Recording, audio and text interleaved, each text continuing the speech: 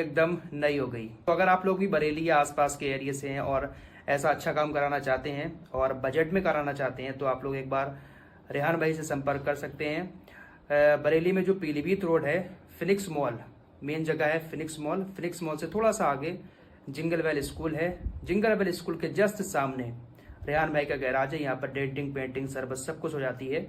तो आप लोग एक बार कांटेक्ट कर सकते हैं। अच्छा काम होता है। अगर आप कंपनी वाला पेंट पड़वाना चाहते हैं वो भी पड़ जाएगा यहाँ पर, और अच्छे पैसों में होता है, सस्ते दामों में। आप लोग एक बार कांटेक्ट कर सकते हैं। तो फिलहाल इस ब्लॉग में इतना ही। मिलते हैं एक और नए वीडियो के साथ, तब तक के लिए अपना ख्याल रखिए।